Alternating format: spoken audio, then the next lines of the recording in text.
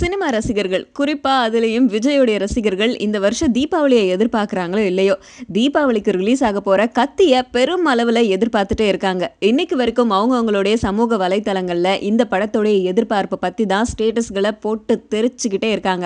அப்படிப்பட்ட ரசிகர்கள் சந்தோஷப்படுற வகையில இந்த திரைப்படம் எந்த ஒரு வில்லங்கமும் இல்லாம வெளியாக போகுது. இத தெரிவிக்கிற வகையில விஜய் சார்பா மக்களுக்கும், ரசிகர்களுக்கும், மாண்புமிகு அம்மாவுக்கும் ஒரு லெட்டர் ஒண்ணு குடுத்திருக்காரு. அறிக்கையா வெளியிட்டிருக்காங்க. எந்த ஒரு அசம்பாவிதமும் இல்லாம திரைப்படத்தை கண்டு கழிக்கணும் அப்படின்னு சொல்லிட்டு.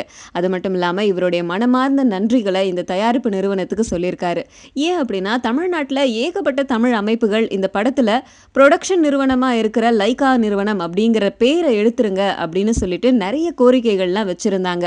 அதை மதிச்சு, அந்த உணர்வுகளை மதிச்சு லைகா அப்படிங்கிற பேரை நீக்கிட்டு இந்த திரைப்படத்தை வெளியிடுறதுக்கு உதவி செஞ்ச தயாரிப்பு நிறுவனத்துக்கு பெரிய நன்றி சொல்லியிருக்காரு விஜய். ஸோ புக்கிங் எல்லாம் ரொம்ப நல்ல விதமா போயிட்டு இருக்கு கத்தி திரைப்படத்துக்கு. கத்தி நாளைக்கு ரிலீஸ் ஆக போகுது. ஸோ எல்லா ரசிகர்களும் ரொம்ப உற்சாகமா காத்துட்டு இருக்காங்க கத்தி திரைப்படத்துக்கு. ஸோ நாமளும் படம் வெளி வந்ததுக்கு அப்புறம் பார்க்கலாம்.